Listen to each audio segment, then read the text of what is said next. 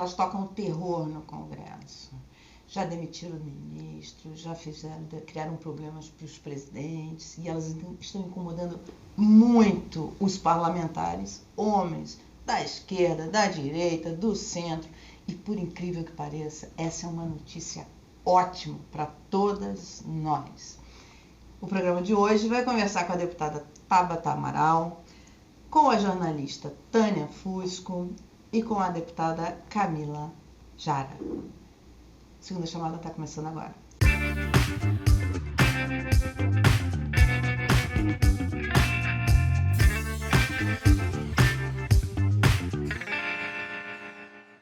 Deputada Camila, Jara ou Jara? É Jara, mas como é da fronteira, lá no interior o pessoal fala Jara. É porque eu tenho amigos no Chile, você também, né? Uhum. E que tem o sobrenome Jara. Mas é do Paraguai, né? Uhum. Então a galera... Que chique, não sabia não. É do Paraguai. Que massa. Mas no Chile tem muitas famílias. Quando meu avô veio pro Brasil, que eles moravam bem no meio do Pantanal, assim, e ele tinha muita dificuldade, que ele veio no Candário, ele não conseguia falar português direito, e eles gostavam de comer muita carne, porque a alimentação do pantaneiro é baseada em carne. Ele apanhava muito, ele conta que ele apanhava muito das freiras no Canário, porque ele não sabia falar português e só falava guarani misturado com espanhol, e ele apanhava muito, porque só falava essa língua, e então na família, na fronteira, o pessoal fala Jara. E aí vocês aportuguesaram e botaram Jara. Bem, passou o momento muito pantaneiro, agora nós vamos falar da nossa eu sou amiga pauta. da Camila há muitos anos e eu não sabia disso. Sim. Então eu achei ótimo. Muito legal. Bem, como eu falei aqui no começo do programa, e a Tânia vai me ajudar nessa empreitada, vocês tem uma bancada de mulheres no parlamento hoje que estão causando, né? Como na minha terra, a nossa terra de Jabalando, Bangu, né? E é nas CPIs, nas comissões, porque vocês fazem o trabalho de casa e vão lá e enfrentam. E isso incomoda o parlamento. Eu queria falar um pouco sobre isso. Vou começar com você, porque você incomodou, inclusive, o seu próprio partido, seu ex-partido. Meu antigo partido, faz tempo. E foi impressionante aquilo, né? Um partido progressista e tal, e a gente não esperava que fosse ver esse tipo de reação. Eu queria falar com você um pouco sobre isso, sobre essa nova proposta de CPI que você está fazendo, enfim. Não, vamos embora. Mara, que alegria te reencontrar. Na última vez estivemos juntas em um debate bastante tumultuado na campanha em São Paulo. Tânia, uma honra estar aqui conversando contigo também. Deputada Camila, uma grande amiga, muito animada, só mulheres porreta. Então, não quero, enfim, esgotar aqui minha parte, mas eu acho que são duas coisas que se somam. Primeiro, as mulheres que chegam na política, que sobrevivem a essa selva, que resistem, elas são muito boas mesmo. E isso pode parecer, nossa, a Tabata está sendo super arrogante, zero modesta. É que não é sobre mim, é sobre esse conjunto de mulheres que a gente tem no Congresso. De cada 5 parlamentares, só uma é mulher. A competição para a gente ela é muito mais alta. A caminhada para a gente ela é muito mais longa. Então, uma mulher, quando chega num confronto, quando chega para pensar um projeto, ela está bem testada. Geralmente, ela carrega muita vivência. Então, acho que essa é uma coisa. Mas tem uma outra coisa que, de fato, a gente incomoda mais. Se fosse, eu sempre tenho isso para mim, se fosse um colega homem discordando, se fosse um colega homem fazendo enfrentamento, é do jogo. É meu parça, é meu adversário, tá tudo bem. Quando é uma mulher baixinha, jovem, aí é como se fosse um insulto. O que eu vivi no meu antigo partido, o que eu vivo com colegas, o que eu vivo nas redes sociais, o meu sentimento é como se ser uma mulher jovem fosse agravante. Então, tá aqui discordando, tá aqui denunciando, tá aqui aprovando mais projeto do que eu, e ainda por cima é uma mulher, não, isso aqui eu não tolero. E aí é quando a discordância ela vira violência. E aí, conectando com a CPI, eu vivi uma eleição em São Paulo absolutamente maluca. Camila também foi candidata a prefeita, pode falar sobre isso. E uma das coisas mais sujas, e olha que jogaram muita sujeira em cima de mim, foi, primeiro, de um lado, ter um candidato como era o Marçal mentindo sobre a minha vida pessoal, falando sobre a morte do meu pai, falando sobre o meu relacionamento, dizendo que mulher era burra, dizendo que eu não podia nunca estar no cargo como de prefeita. Mas, por outro lado... Ele falou isso com todas as letras, não deixou subentendido, não. Mas aí vem o que essas falas dele incentivam, porque do outro lado, eu estava todo dia recebendo vídeos pornográficos feitos com IA, em que colocavam o meu rosto em cenas sexuais. O que isso faz com uma mulher?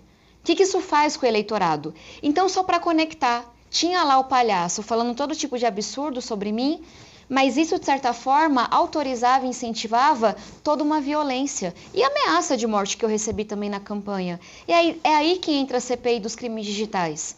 Porque se a gente olha desde golpe que é dado em idoso, até ataques que são feitos contra mulheres de forma suja, a gente sabe que o ambiente online é uma terra sem lei.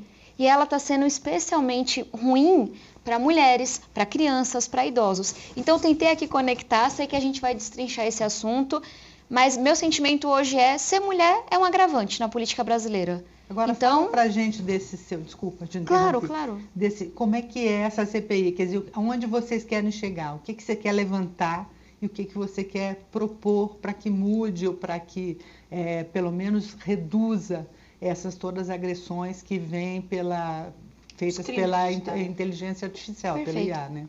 Tânia, a gente vive um momento no Brasil, no mundo, em que a gente tem, realmente, no ambiente digital, as nossas leis não estão sendo aplicadas. Eu vou dizer isso. Quantas vezes eu não fui ameaçada de morte, de estupro, quantas vezes uma ofensa, uma mentira grave não foi propagada sem nenhuma consequência, porque era no ambiente digital e não aqui, fisicamente. E eu venho tentando travar essa batalha de trazer algum tipo de regulamentação para as redes sociais, mas sem sucesso. E só para deixar claro, eu não quero mexer no conteúdo, eu não estou nem aí porque as pessoas estão escrevendo, a não ser quando é crime, pedofilia e por aí vai. Mas eu quero entender por que a rede social não tira o robô. Eu quero entender por que o algoritmo favorece um tipo de discurso que leva ao ódio. Eu quero saber por que tem dinheiro sujo circulando e a rede social não diz nada. Vou falar do Marcel de novo, 9.000 anúncios que ele não declarou. Ele no Discord lá prometendo que ia pagar dinheiro para quem colocasse o vídeo dele no ar. Então, dado que a gente não consegue fazer esse debate hoje no Brasil, porque as plataformas internacionais não estão deixando, vamos então fazer um recorte. Vamos então olhar para a criança, vamos olhar para o jovem, vamos olhar para a mulher.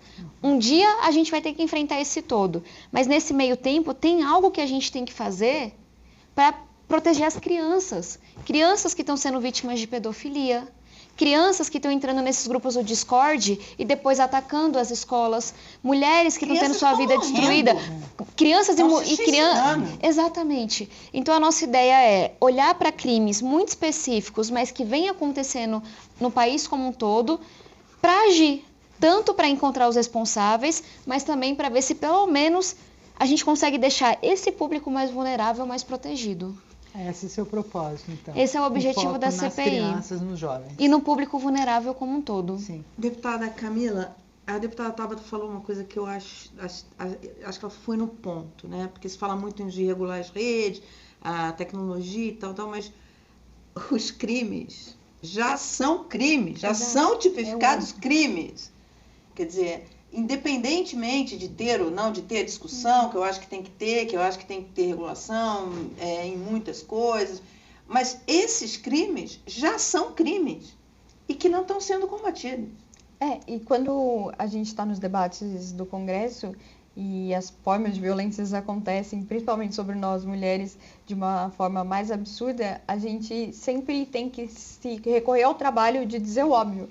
Então, se eu sempre falo, quando a gente está falando principalmente sobre esse debate das redes, se eu chegar e acusar você, Mara, sobre alguma coisa, eu tenho que provar que você realmente cometeu aquele crime. E no ambiente virtual isso não acontece.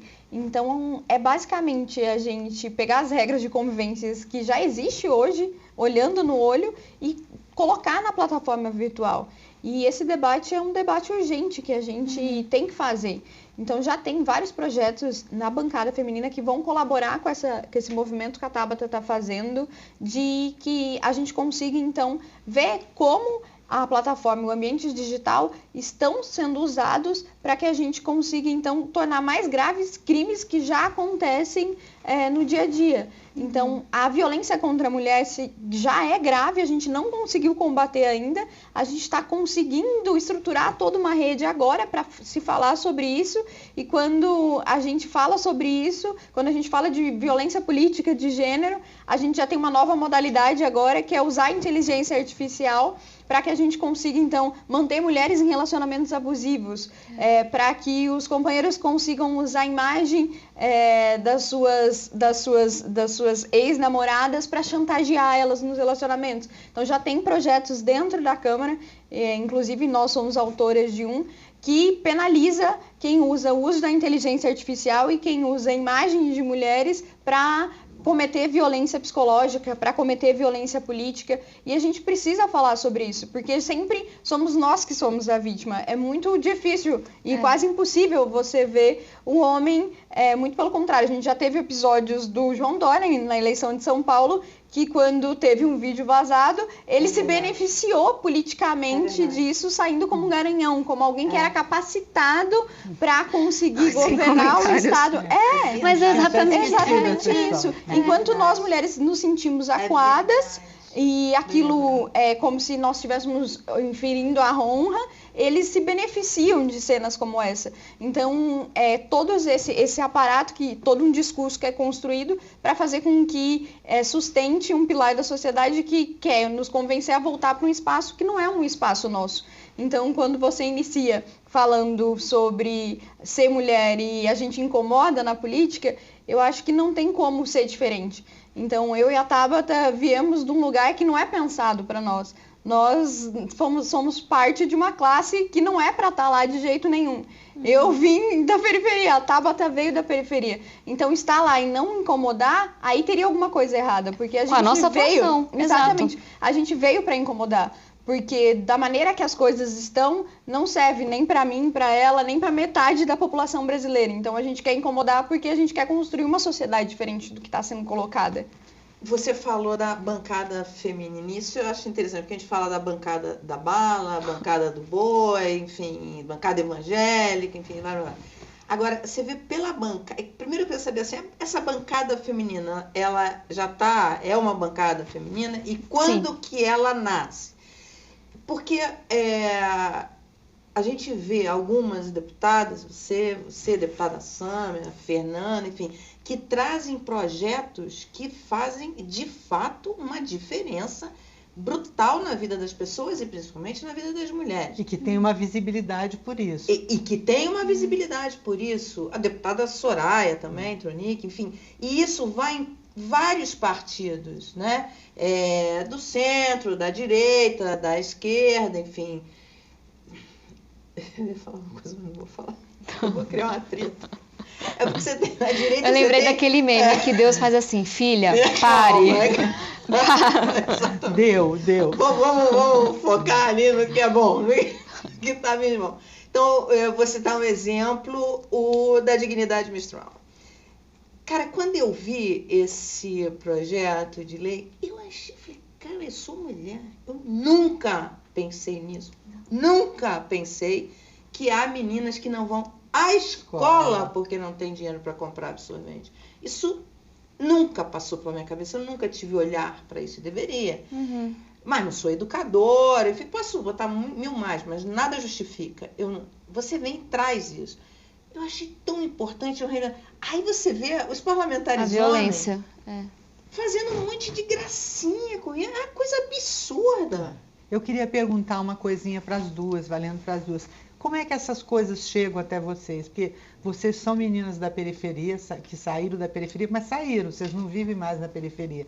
E a gente tem uma distância social tão grande no Brasil que, por exemplo, eu também não sabia que tinha esse tipo de dificuldade, a pessoa não ter dinheiro para comprar absorvente. Então, é um mundo muito distante. Como é que essas coisas chegam para vocês hoje? Além da vivência, mas a vivência está um pouco distante, né? Como é que elas chegam no parlamento para as deputadas?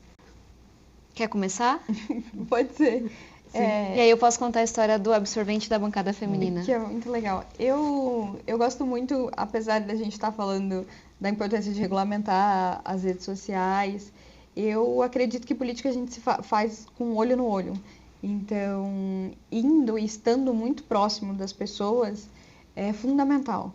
E as redes sociais também vieram para que a gente consiga se aproximar do eleitor. Então, se aproximar das pessoas. Esse projeto de dignidade menstrual que a Tabata implementou no Congresso, na mesma época que ela implementou no Congresso, teve uma rede que se fez pelo Brasil. Na época eu era vereadora.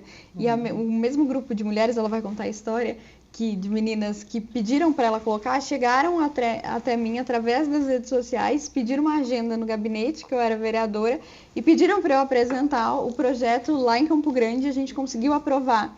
E aí, a partir disso, a gente conseguiu se conectar com as mulheres que viviam nas favelas de lá e fazer ações de distribuições nas favelas de Campo Grande. E não só esse projeto, mas outros projetos também surgiu através de mutirões de pessoas que chegam e conseguem se conectar com a gente através das redes sociais ou através dos bairros e das localidades dela, conseguindo fazer isso. A gente fez e está fazendo isso também, um grande mutirão para levar água para as áreas de retomadas nas aldeias de Mato Grosso do Sul. As áreas de retomada são áreas que ainda não foram demarcadas, são territórios indígenas que não foram demarcados e tem pessoas lá há 15 anos. E a gente não consegue levar nenhum serviço público através do Estado, porque não tem registro de terra. Então, não se passa ônibus escolar para levar as crianças para a escola, porque o prefeito não consegue legalmente levar o ônibus escolar lá. Então, é um absurdo, porque não se consegue implementar um médico para se deslocar um médico naquele território para passar. E a gente está conseguindo, através da parceria com as universidades e com o terceiro setor, conseguir desenvolver e conectar o terceiro setor com as pessoas que querem do voluntariado e através das emendas, serviços móveis para aqueles territórios. E a gente está levando água e perfurando poços. E isso nunca aconteceu em 15 anos. Então, são pessoas que, em pleno 2025, não têm água. E agora estão tendo água. E então, tem um programa do governo federal sobre isso, mas não chega lá. Mas não pode naquele território porque não é demarcado. Então, aquilo é uma terra de ninguém. Está em disputa judicial. Então, mesmo se o governo federal quiser implementar, ele não consegue porque está em disputa judicial. E a gente consegue fazer isso através dessas parcerias e conectando. Então, ser parlamentar e ficar aqui em Brasília é muito fácil. Isso daqui é uma ilha da fantasia. Mas quando a gente vai e quando uma pessoa olha no seu olho e fala, eu achei que não tinha ninguém por mim e vocês estão aqui por mim, aí muda toda a realidade. E você não pode se desconectar das pessoas. Eu acho que isso é fundamental. Só vou interromper mais uma vez e já te dou. É o seguinte, importante. O estado dela tem 8 deputados federais. 8 deputados. Então, é muito difícil ser eleita deputado federal. E só uma mulher. Só uma mulher. Mas só tem 8, quer dizer, 8, São Paulo tem 70. 70. Quantas mulheres? De São Paulo me fugiu agora, não sei o número exato. Mas não é um Na número Câmara exato. São 18%. São Paulo deve estar nessa média também, umas 14. De 70, 14. De 70. De 8, é uma coisa louca, né? O percentual é muito Ainda baixo. Ainda é muito né? baixo. Eu sempre falo, de cada 5 prefeitos, uma é mulher. De cada 5 parlamentares, uma é mulher. É muito pouco. É muito pouco. Mas se eu puder só pegar o gancho para conectar aqui, e eu vou pelo mesmo caminho que a Camila. Eu sou formada em ciência política, então, teoricamente, não precisava, mas eu tenho uma formação que se conecta muito com o meu trabalho hoje. Em astrofísica. Essa não se conecta nem um pouco. Entende? Deixa pra lá. Você tá do jeito que as coisas estão. Né? Isso vai ser. Talvez ajude. Necessário. Mas o que eu ia trazer, e eu sempre reafirmo isso, o diploma mais importante que eu trago para o Congresso, para minha atuação política, é o diploma de realidade. Ninguém viveu tudo que se pode viver nesse mundo. Mas faz bastante diferença ter alguém aqui no Congresso que estudou em escola pública, que dependeu do Sistema Único de Saúde, que pegou ônibus lotado, que cresceu em uma ocupação. Ninguém nunca vai concentrar todas as experiências. E é por isso que a gente tem que sempre lutar por diversidade, ter equipes diversas, estar na rua ouvindo.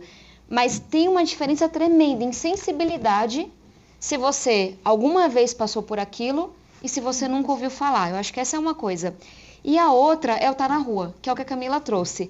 Tem muito uma ignorância no sentido de não saber, em que as pessoas acham que o bom deputado, pelo menos, só trabalha de terça a quinta. Isso é a maior mentira. Quinta-feira começa a minha segunda semana, que é quando eu vou para São Paulo E eu rodo 12, 18 horas por dia, sábado e domingo, pra quê? Pra estar na rua ouvindo as pessoas. E quando eu falo que é sábado e domingo, tô até sábado 11 da noite fazendo reunião, aí domingo vou à missa, termina a missa, eu vou à missa na mesma igreja, na mesma comunidade, minha família mora no mesmo lugar. Faz uma fila pro povo despachar comigo. Minha mãe querendo ir pra casa fazer o almoço, mas é porque aquelas pessoas estão me encontrando ali, depois da missa. E elas vêm trazer suas dores. Eu lembro que nessa questão do absorvente, a gente foi muito provocado por uma pessoa da equipe e pelas meninas do Girl Up, que a Camila comentava. E eu apresentei o projeto, na hora, sabe assim, até ingenuidade de não saber que ia ter aquele alvoroço todo, eu nem gravei um vídeo, a gente nem mandou para a imprensa. Eu protocolei o projeto, vamos fazer um plano de comunicação. Alguém descobriu e eu fui ridicularizada pela imprensa tradicional. Fui ridicularizada pelos colegas. Imprensa, você não tinha mais o que fazer, não vou citar nome, que é bem importante. Mas assim, você não tinha mais o que fazer, questionando a minha inteligência, se aquilo era um bom uso do recurso público. E aí a gente começou a mostrar, de cada 4 meninas, homens, a maioria homens, uma já perdeu a aula, de cada 4, uma. Meninas perdem 1 mês e meio, é barato resolver. E aí que vem a questão da realidade, porque se eu ficasse aqui sozinha com as economistas, mas a gente teve, olhando na ponta, padre, pastor, educador, professora, liderança falando, a gente, para as meninas virem no projeto, faz vaquinha para colocar absorvente. E aí toda a bancada feminina abraçou. E eu queria finalizar com isso, porque eu cheguei aqui, quem é essa menina?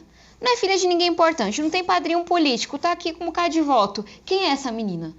E eu olhei para o lado e a primeira âncora que eu tive aqui foi a bancada feminina. Do novo ao PSOL, como a gente sempre fala, do PL ao PT. Sabe por quê? Porque apesar da gente ter concepções de mundo muito diferentes, o fato da gente ser mulher faz a gente ter muita experiência compartilhada. E aí você começa a ouvir que da esquerda à direita, todas são chamadas de burra, todas têm que se provar, todas levam rasteira atrás de rasteira dentro dos próprios partidos. Então tem uma coisa da vivência compartilhada que faz tipo uma cola na bancada feminina. E a gente é organizada, a gente tem líder, que no caso é a Benê, que é a nossa deputada do Rio de Janeiro. Que participou da formação da A gente tem feminina. pauta semanal, a gente vai pra cima. Então foi o quê? Foi a sociedade mais a bancada feminina que aprovou a lei de absorventes, que derrubou o veto do Bolsonaro e que batalhou para a lei ser implementada. Hoje você vai numa escola estadual em São Paulo, tem absorvente. Você vai na farmácia popular, tem absorvente. E aí a gente vê a importância de ter essas vivências aqui no Congresso. Eu comecei com esse projeto, vocês têm vários outros muito importantes, porque esse projeto eu acho que exemplifica uma coisa tão importante, que modifica a vida de uma série de pessoas, que ajuda essas pessoas. Você tem batido bastante nessa tecla, vocês, na verdade, dessa questão da educação como fator para mudança na vida, né? Promoção social, né? E ela não conseguia a escola porque não tem absorvente. Isso daí é uma coisa assim tão E mais barata. De cada 4, uma menina já tinha perdido aula.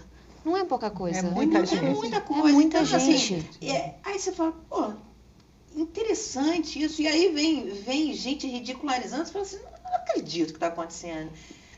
Mas eu acho que é muito essa coisa do Congresso ainda ser majoritariamente Mas de é sobre a homens. gente não falar sobre as pautas, porque até quem tem acesso ao absorvente, quando começa o ciclo menstrual para as mulheres, todo mundo fica insegura de quando vai vir, quando não vai. E aquela menina que tem acesso ao absorvente já não está concentrada na aula e prestando atenção no que vai acontecer. Com medo porque de um não tem- vazamento. Com medo de vazamento, porque não tem a segurança de ter aquilo dentro da escola. Ao alcance da mão. Ao alcance da mão. Só dela ter a segurança de saber que aquilo está ao alcance da mão, ela já vai ter um outro rendimento, ela já vai ter um outro aproveitamento. E a gente está falando de meninas de uma faixa etária que vão poder se concentrar naquilo e vão poder se dedicar ao estudo, que ninguém falava sobre isso antes. Então a gente já dá um outro passo e a gente realmente consegue garantir condições de aprendizado igual para as pessoas. E eu vou além para falar dos meninos. A gente, lá em São Paulo, né, que é meu estado, a gente conseguiu recurso federal para que todo o corpo docente, os professores da rede, passem por uma formação sobre isso. Para quê? Para que eles consigam falar com seus alunos. Meninas, que isso é natural, é biológico. peça ajuda, sabe? Não tem nada de errado com você. Mas meninos também, não sejam babacas, não riam da coleguinha. E aí você começa a ver umas coisas muito legais. Tanto um relato, porque o pessoal me conta, né, que tá fazendo o curso, de um menino que chegou e era aquele menino que sempre faz piada, né, faz graça com os outros. E falou, ó, professora, quinta série, é o clássico.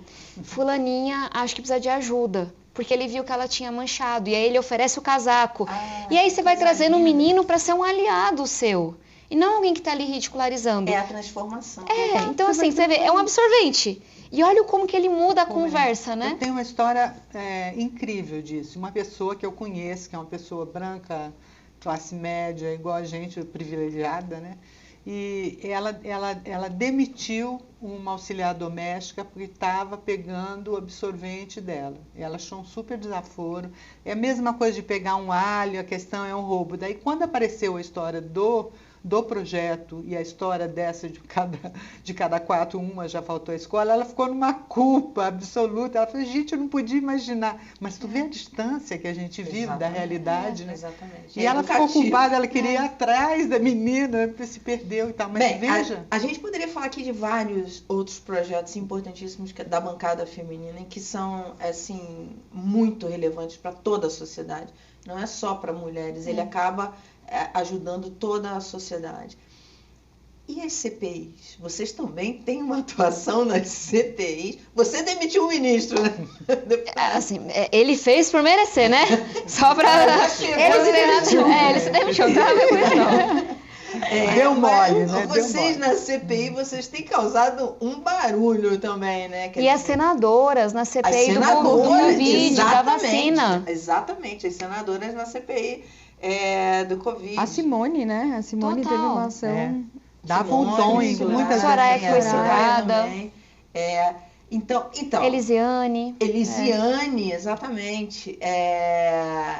Essa atuação nas CPIs, eu até brinco, eu gosto muito da Sâmia nas CPIs, o jeito dela falar é muito engraçado, o jeito que ela confronta, não tem medo de confrontar os parlamentares, mesmo os parlamentares homens, ela vai colocando, vocês não têm esse medo.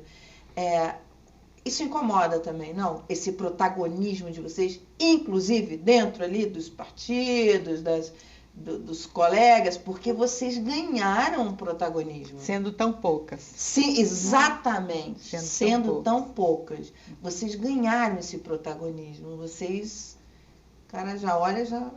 Assim, lá vem coisa por conta disso. Como é que vocês veem isso?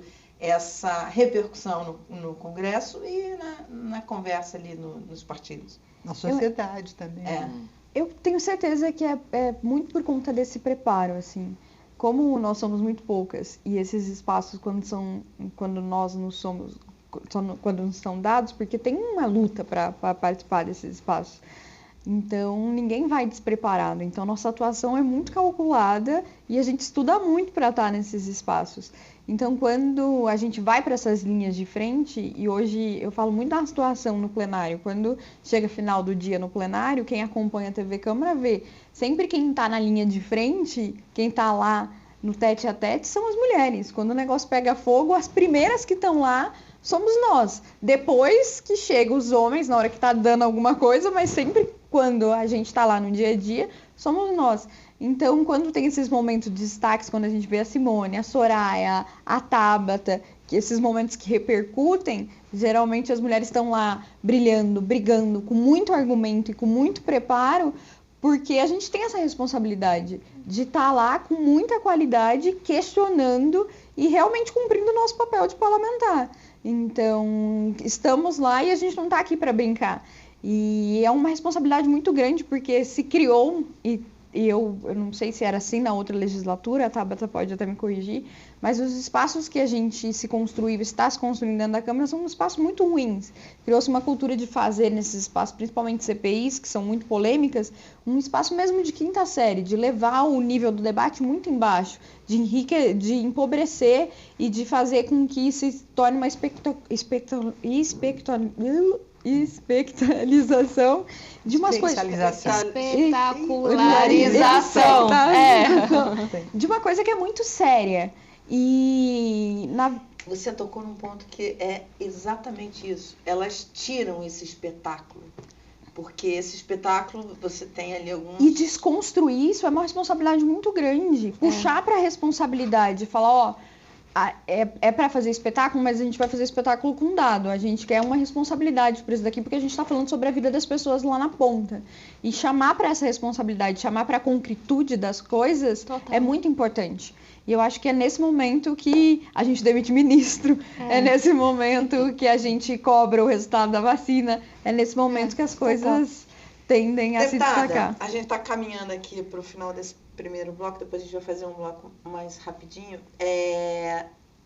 Eu queria... a deputada Tabata falou dos problemas que ela enfrentou no próprio partido e trocou de partido. No PT, você vê movimentos que impeçam renovação, que impeçam seu crescimento, enfim. Porque hoje, na apuração, a gente tem visto que algumas deputadas estão enfrentando problemas sérios dentro do próprio partido, por ofuscarem alguns.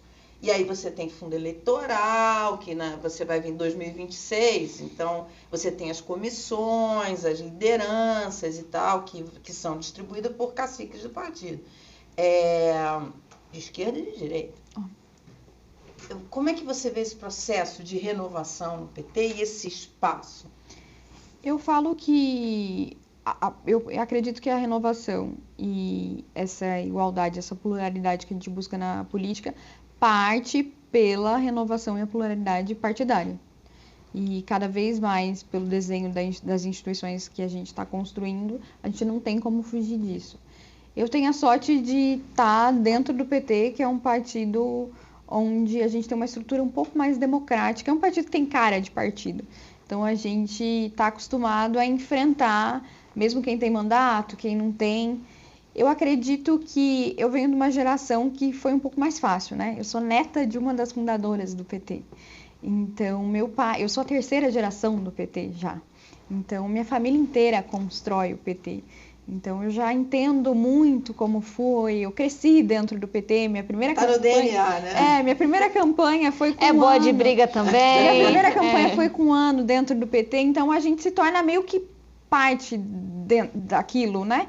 Então eu entendo que a construção do projeto político do PT é a construção do projeto político da minha família, é a construção do projeto político do Brasil, então a gente é meio que dono daquilo e isso dá um empoderamento de falar. Acho que por isso que a gente é um pouco boa de briga, porque é um projeto nosso, então não é um projeto seu, é um projeto de Brasil e isso dá mais garra pra gente brigar. E a gente enfrenta o machismo estrutural em todas as instituições. Dentro do PT, algumas construções, alguns dispositivos que a gente criou partidário, dá um pouco mais de segurança para a gente. Então, por exemplo, as direções do PT já são paritárias, então é 50 por 50, desde quando eu comecei a assumir as direções. A gente já tem algumas distribuições de recursos e de fundos partidários que são mais democráticos, que já me beneficiaram desde a minha eleição. Então, por exemplo, desde a distribuição de fundo, eu tive um fundo a mais por ser mulher e por ser mulher jovem, que são as cotas dentro das próprias secretarias. Então, todos esses dispositivos internos colaboraram para eu estar aqui internamente. Então, foi para muita disputa que a gente fez através dos PEDs, que são as eleições. Mas todo ano e todo período eleitoral, a gente tenta retroceder com essas conquistas, que foram conquistas que a gente conseguiu literalmente quebrando cadeira na cabeça um do outro. Então, não para de cadeira, não. Não para de cadeira, não, desculpa. Carteirada. Mas todas as eleições, o status quo tenta ameaçar esses dispositivos. Então, é uma briga muito grande. E eu acho que ter uma mulher na presidência do partido fez muita diferença. Eu não sei como seria disputar para deputada federal sem ter o apoio e essa visão de ter uma mulher na presidência, entendendo que era importante investir em candidaturas de outras mulheres. Mas a gente precisa estar firme, precisa estar forte na ocupação desses espaços e lutando para que esses instrumentos. E a gente só consegue fazer isso se unindo com outras mulheres. que a Tabata falou da bancada de mulheres dentro do Congresso Nacional é muito verdade. Se não fosse a bancada de mulheres se unindo, entendendo que a gente precisa fechar a questão em algumas pautas e ir para cima, a gente não ia conseguir ter essa dinâmica. E dentro do PT a mesma coisa. A gente precisa se unir e a gente precisa ir para cima em algumas pautas, porque senão eles vão tentar passar por cima da gente e não vão aceitar essas conquistas que a gente teve. Então, a minha dica para mulheres que estão em outros partidos é tentar internalizar esses instrumentos de paridade para que consiga ter mais chance na hora de disputar recursos iguais e se unir com as outras mulheres para que a gente não consiga. E onde foge esses instrumentos, que é fora da vida partidária, a gente já vê a desigualdade. É só olhar o entorno, por exemplo, quando a gente está na presidência da República.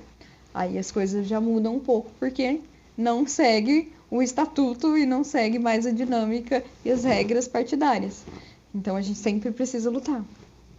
Bem, agora a gente vai para o segundo bloco e nesse segundo bloco é só para membros. Agora, você não é membro? Clica aqui, fica membro e vem para essa conversa porque a resenha continua.